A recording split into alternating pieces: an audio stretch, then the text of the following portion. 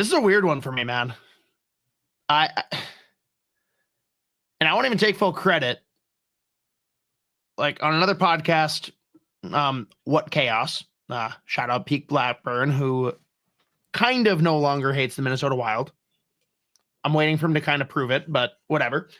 He's contractually obligated to hate it, you know, fucking he still has to. On XD Everything app, he has said it, so it is real. Yeah. But they kind of pointed out that Vegas has just had the weirdest, most un-Vegas year. In the sense that, like, they've been good. That's not the question. It's there's been no noise, no news. They didn't have a big splash at the deadline. They signed. They didn't trade. They signed a first-round pick. It made me sick. You know the ownership puked. It's like, did what? But, like, there's just, like, I feel like it's just, like, they're flying under the radar in such a weird way. And there's also, like, a little bit of uncertainty with, like, lingering injuries there. But largely, I'm sure most of their guys are okay. But my thing is... Jack Eichel terrifies me. Oh yeah, that boy is a problem. Even though he's got character flaws, we all know this. He's bad in the locker room, and that's a huge flaw, and no one should want to have him on their team. But little coffee with an asshole cough.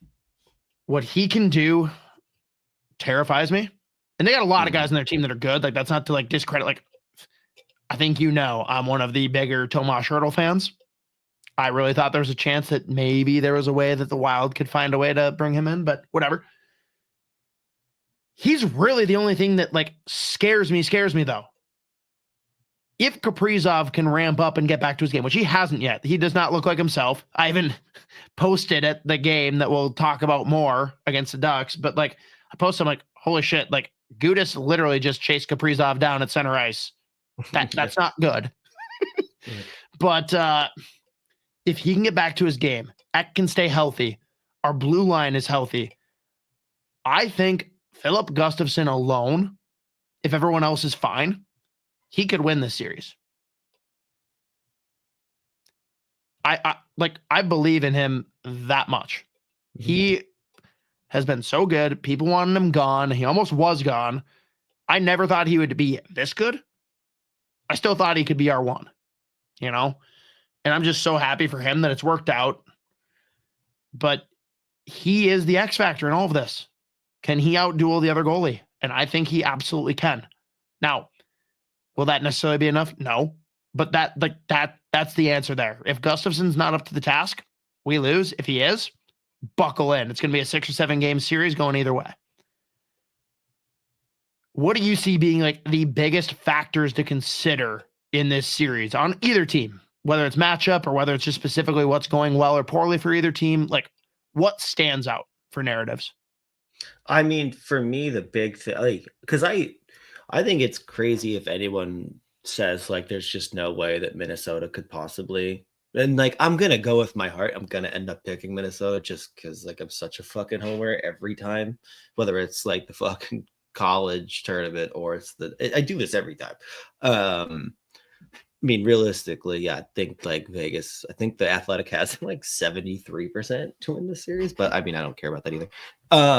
The thing that is like the fact that it's like, oh, if Vegas, let's say, like if it comes to be that like Vegas just comes out and smashes them in like 5 games, it's special teams.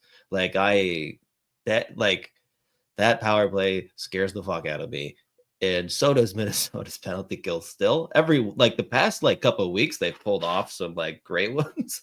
But like the fact that like they make one big kill, you're like, oh my God, is this the turn? They figured out special teams.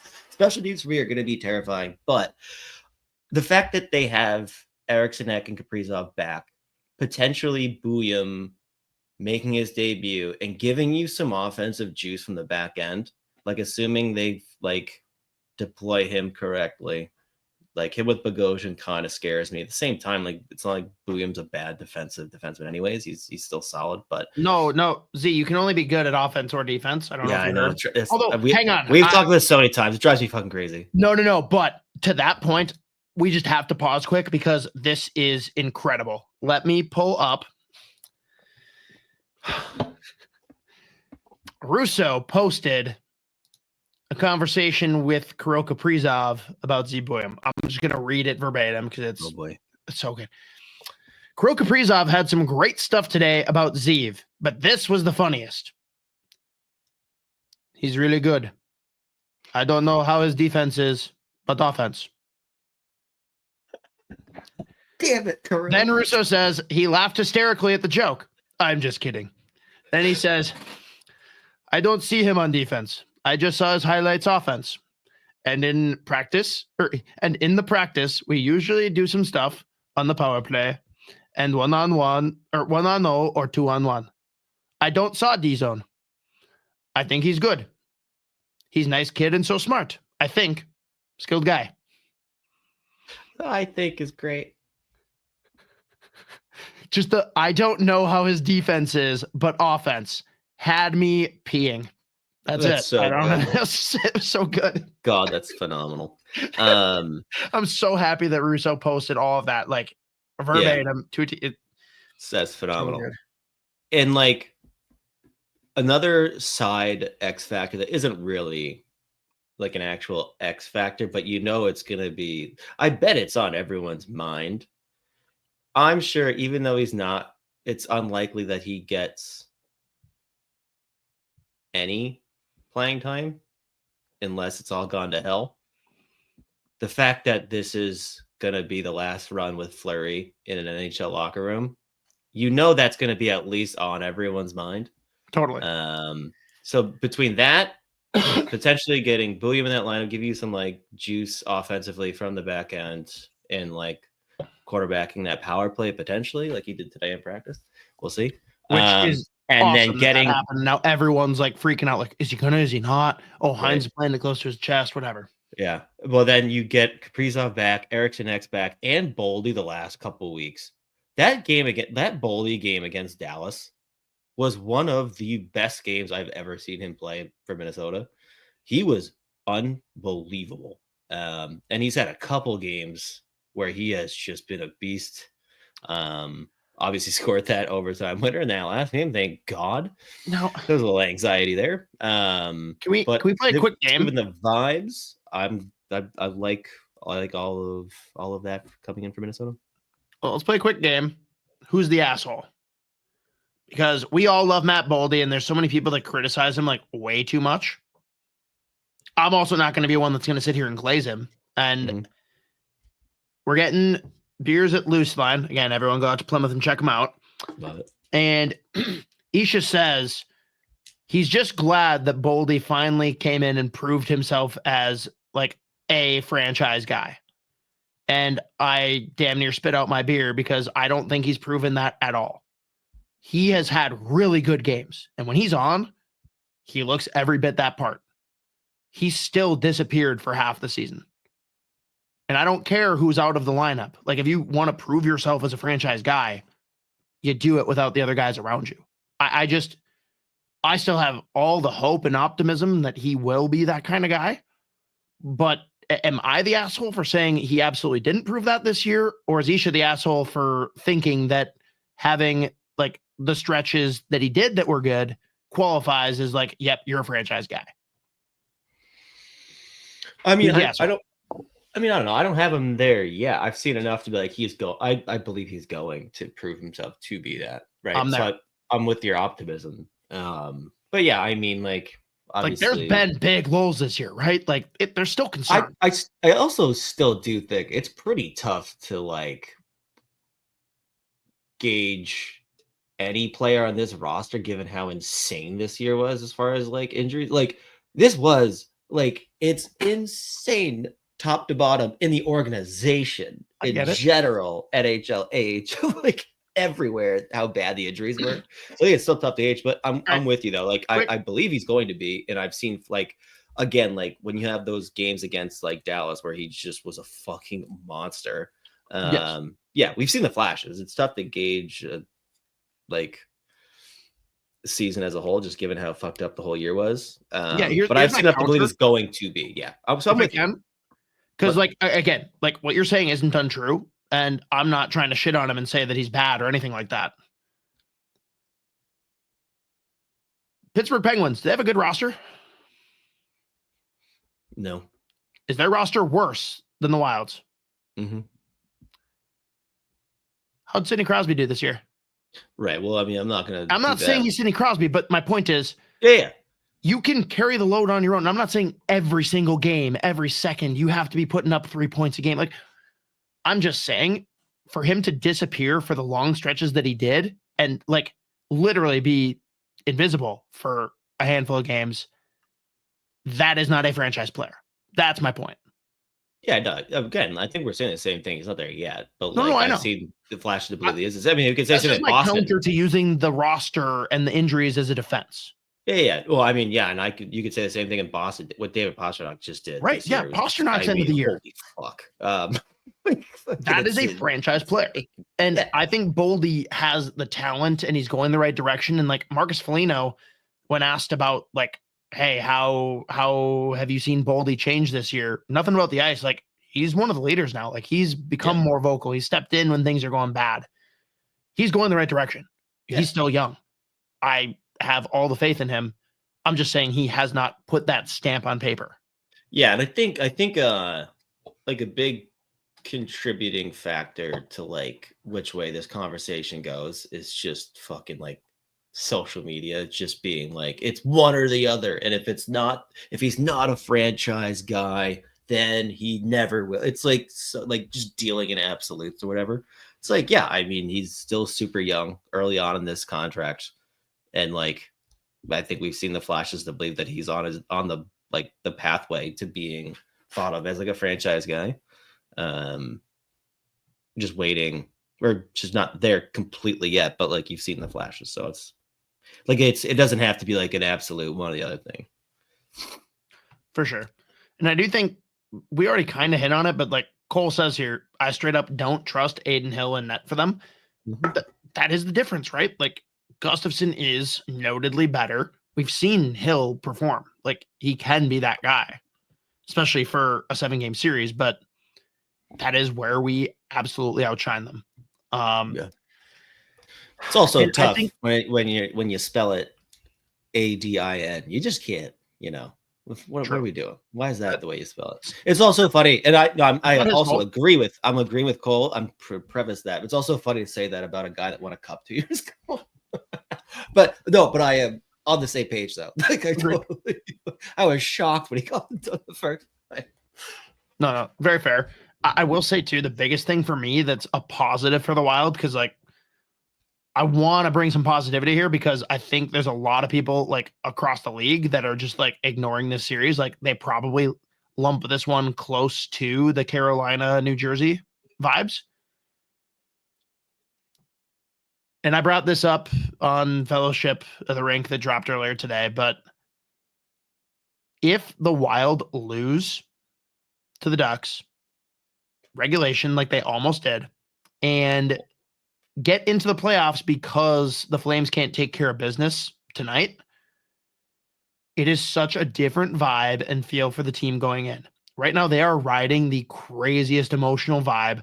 They rallied to win that game and lock their playoff spot, which is awesome. But then everything with Fleury, all of it has them going in such a different mindset than if they like backed their way in, sweating it out, watching another team lose. I think it puts them in a completely different spot. That game 1, here's my stance. If we're going to talk predictions, I think Vegas wins in 7.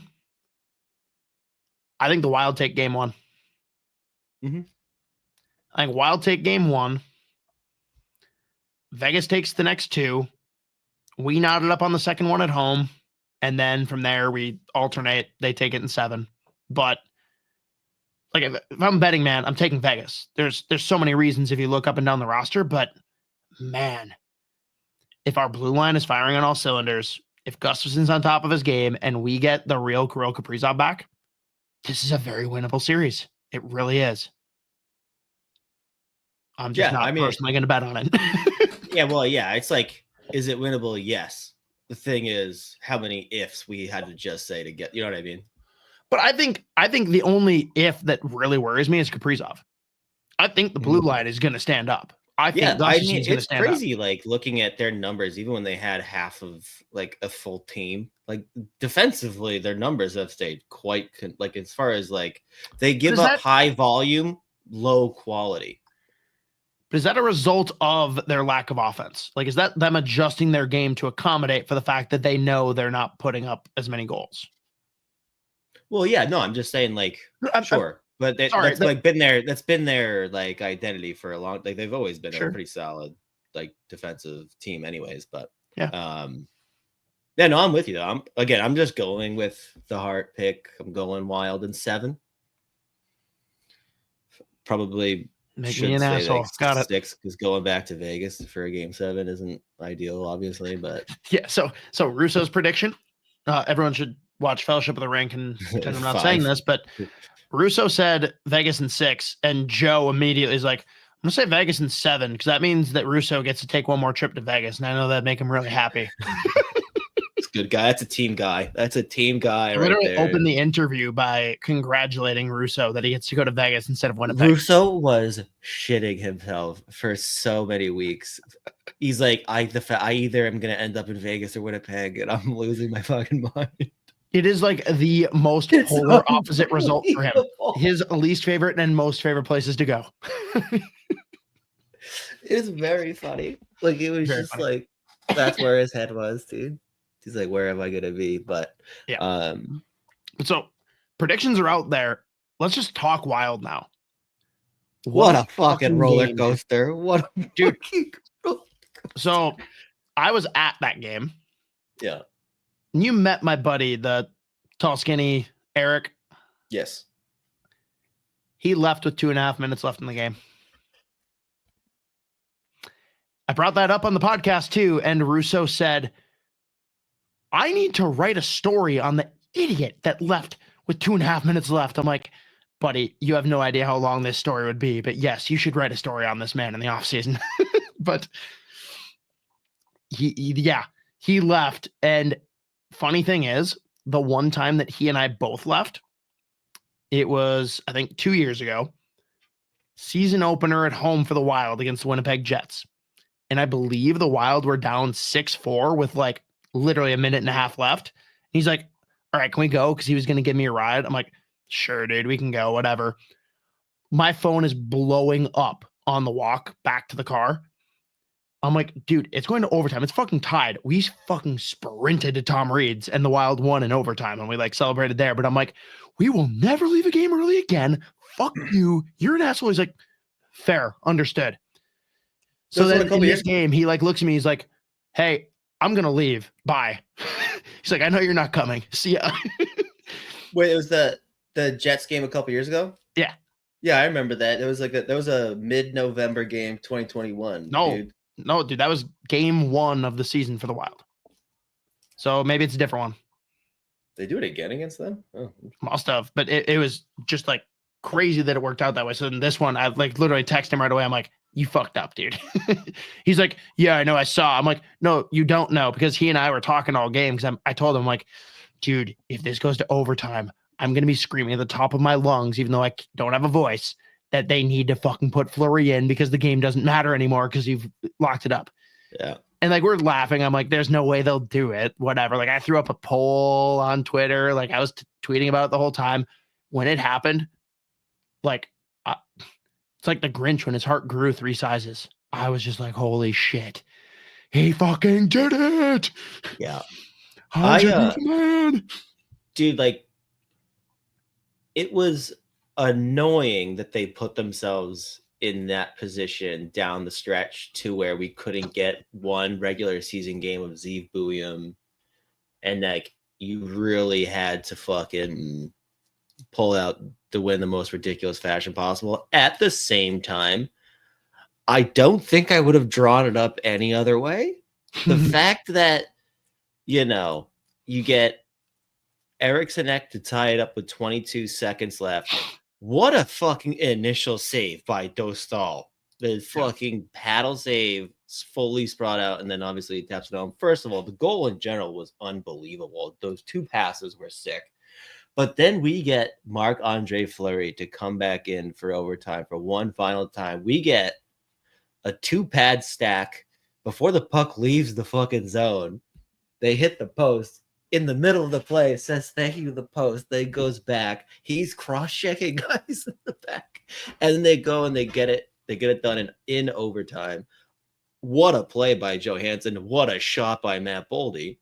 The greatest assist that will be ignored and forgotten because Fleury will overshadow it. But that play by Johansson, that whole he's been really good the way. That game by Johansson, he was the best player of that game. And he's been really good down the stretch. He has, but that was the game where like the things that he's doing that maybe aren't as noticeable, all of them were noticed in that game. Like LaPanta had to have been doing backflips up in the press box, dude. Oh, insane, dude. Which, sorry, we're going to take a quick side tangent because it bothered me so much, so fucking much. We're Seats in the House, great podcast, Michael Russo and Tony Pants. And Tony says, absolute no-brainer for both the Wild and Marco Rossi if Marco signs a 5x5. Yeah. I was running around the neighborhood trying to find a puppy that I could punch. Dude, and even like Russo was like, yeah, it's definitely a no-brainer for the Wild. And then like LaPanta kept on defending why it was like good for Rossi. And like I could hear, because I'm only listening to it, again, kind of like with Zach earlier, like I could hear Russo's cringe and just like, I'm not going to turn this into a 20-minute argument where you're not going to agree with me. So I'm just going to say nothing. There is no conceivable world where Marco Rossi will or should take a 5x5 deal. That is insulting. That is the most drinking the Kool-Aid homerism I've ever fucking heard from LaPanta. It disgusted me. Like, this isn't like, I just don't like, am I crazy? Like, is that even remotely like maybe a 2x5? Right. Literally. Like Marco Rossi taking a 5x5 would be insane. If he did it, I'd love it. I would throw a parade if he like. I would throw a Stanley Cup-esque parade if he took a 5x5. Also, dude, on Marco Rossi, quick side tangent. Before we actually like hit the record button, Russo is just like, "Hey Scott, what are you gonna do to replace that jersey behind you?" I'm like, "I don't know. Which player do you not want here anymore?" I got a pretty good track record. I got Pitlick out of here. I got Addison out of here. Rossi's going to be gone. Who do you want out of here? He's like, I'm going to have to think on that. Literally need him to, yeah, exactly. But man, I'm just 5x5 so sad that nuts. it's like basically a foregone conclusion that he's gone. And sucks. Sickening. That's for sure. God, I hate that. But he's just not committed enough to the team, man. Yeah, fucking crazy. Yeah, that's gotta be it. The thing is, so like Russo too is like teeing it up like, hey, this is like the biggest series ever for Marco Rossi. Yeah. For his future. And I'm like, I don't agree. I think he's gone regardless. Right. I think if he performs, it just means Billy gets a better return. I think John Hines wants nothing to do with Marco Rossi. That would be mind-blowing to me. Dude, look at how he's been used. Like, yeah, he's been deployed. Talked about this before, yeah. He's been deployed well when no one else is fucking in the roster. Now he's the 3C. Right. Like, there was, I can't even remember which game it was. It's going to bother me now, but there was a game where like people were losing their mind that he wasn't being played in overtime. Yeah. John Hines has something going on with Marco Rossi. Yeah. And I don't know if it's that he's like, why won't you talk to me about kangaroos, you Australian motherfucker? Good. Steak on the barbie. I just, Austria. I'm so defeated and resigned to the fact, like, all right, he's gone, I guess. Let's see if Billy can at least like get a return that makes me not hate it. Like, it just sucks. he's turned into exactly what we hoped he'd be, and we don't think it's good enough. Yeah, I don't know. I don't know what it is. But I mean, I do think there's a world, like, let's say the Wild win the series, he's the best player of the series, and he pops off like whatever, 11, 12 points in 7 games. Like, then we're getting Tage Thompson. Yeah, we'll get Tage Thompson, as the Buffalo Sabres say. Let's get a little smaller. I'd like to be clear.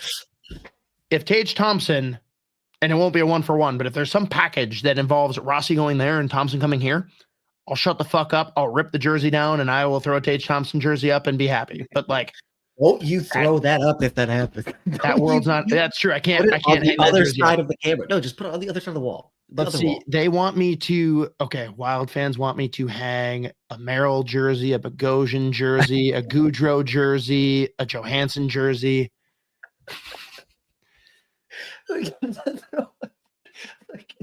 Eventually, someone's like, "Get a fucking Bill Garrett jersey for trading Husadinov." Yeah, put that behind there.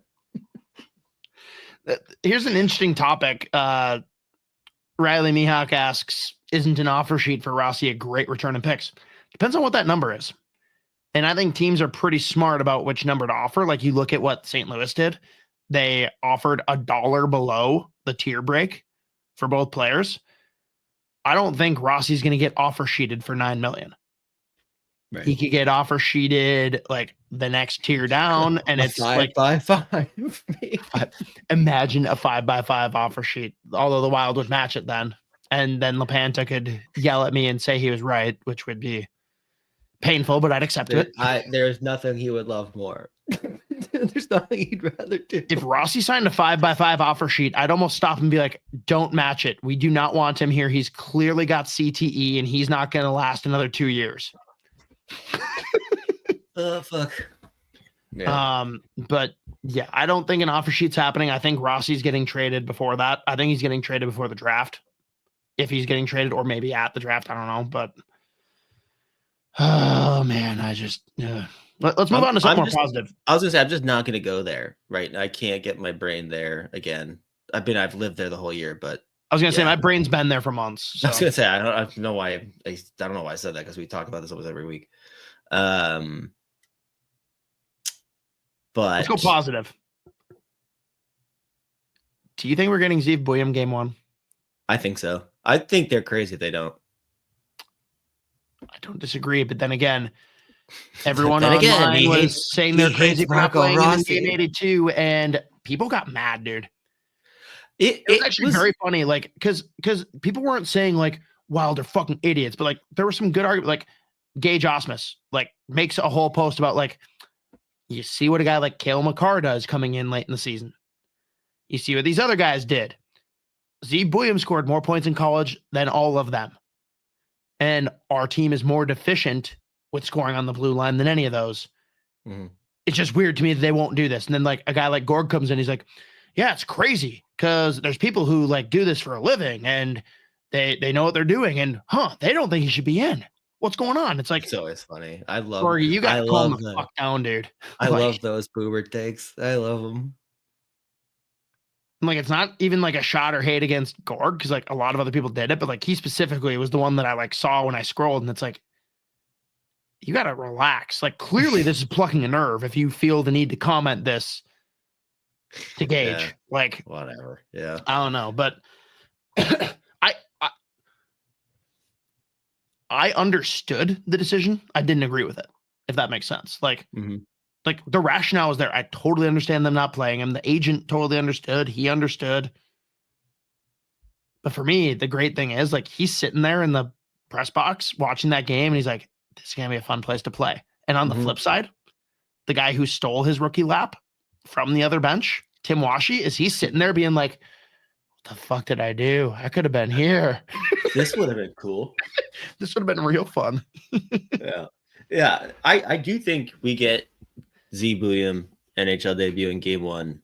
And again, we've talked about this for a while now. Like, I do think he's going to be able to be in a situation where you can really play him to his strengths. Like, you're not going to like have to match him up against like fucking Jack Eichel or any of their top 6. Like, he's probably not going to get a ton of minutes, but like he might be on that first power play unit, maybe the second, whatever. He's going to get looks.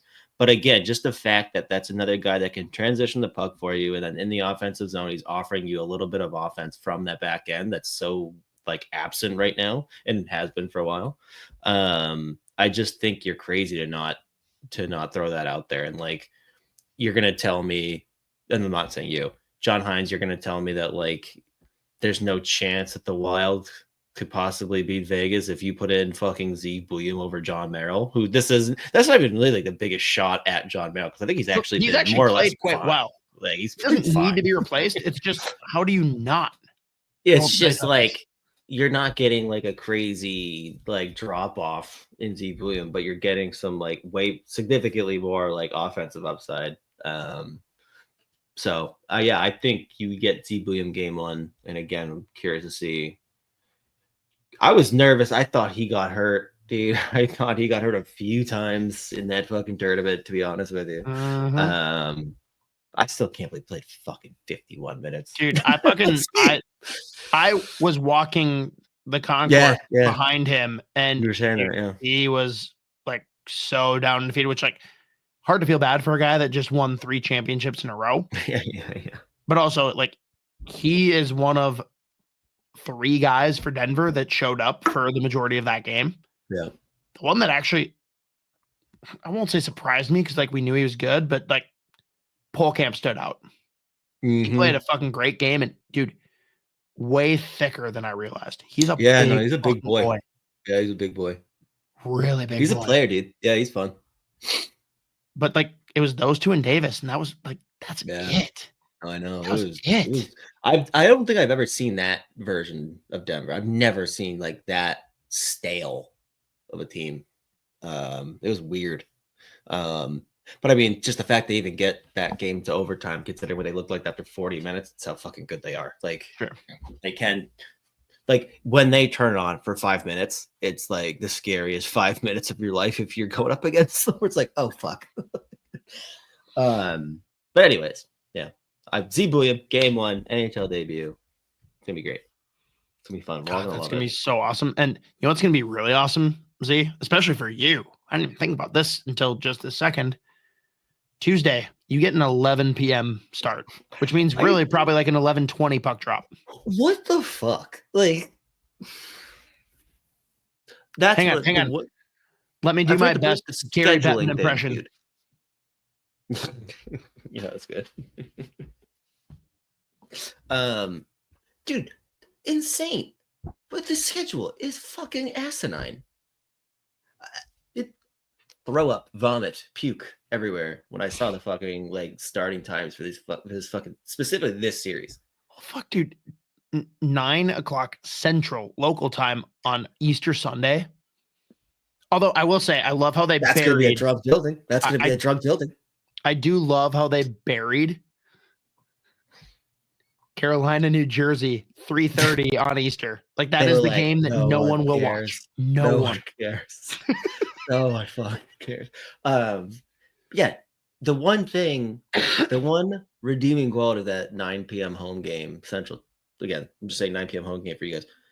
It seems like that building might be quite shit-faced. Just like when game 9 p.m. home game is actually Vegas. It's 9 p.m. here, but it'll be 7 in Vegas. Yeah. But it's also, it reminds me of, it was, God, was it last year or 2 years ago? I think it was game 1 2 years ago in Boston, when the year that they were whatever best for the NHL. Game 1 was on fucking Marathon Monday, which is one of the drunkest like days in the drunkest city in America. It was fucking chaos. People were drinking from 7 a.m. until 7 a.m. Like, it was insane. Well, so, couple narratives for this year. Big miss by the NHL. They should have had the season end tonight as we record Thursday, because it was the perfect opportunity to have 3 or 4 series start tomorrow And literally, the memes that would come out of it of a team dying on Friday and rising from the dead on Sunday for game 2 writes itself. And I also got to know, how many iterations are we going to see of like someone in an Easter Bunny costume, like passed out on the ground with like a broken egg on their head because it's 420? Yeah. There's a day for God to rise, for Jesus to rise. It's that day. It is that day, dude. But yeah, the schedule is very frustrating. Now, a lot of people are like confused, like, how can you do this? You're like killing ratings and like there's like you're losing fans, you're not growing the game. I understand everyone's frustration, but let's be real. You know this league? But also if I'm Gary Bettman, one, you hate the central time zone, you're gonna fuck them every time anyways. But two, Minnesota is one of the like bigger, more reliable fan bases. They're gonna watch regardless. Yeah, that's the thing. You're gonna lose gonna kids and like parents that wake up really early, maybe, but you're gonna keep the majority, and it's not gonna matter. You know what's gonna be nuts? If we live long enough to see the Buffalo Sabres in the playoffs again. I'm not gonna live that long. Yeah, I mean, I said that's a big old if. If that ever happens. It's great. They're a top 3 market as far as like watching the playoffs on TV every year. Most years they're 1 or 2. Yeah, which is like almost sickening.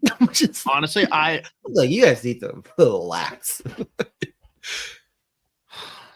I respect them very much. Yeah, no, that's great. But if they ever make the playoffs again, if we live long enough to see that day, I'll jump through the table. I mean, I guess we can't really beat the ratings. Because we're already here, but God. They'll be doing midnight puck drops. Yeah, it doesn't even matter. Fucking Wednesday, 11 a.m. game 4. Yep. Doesn't matter.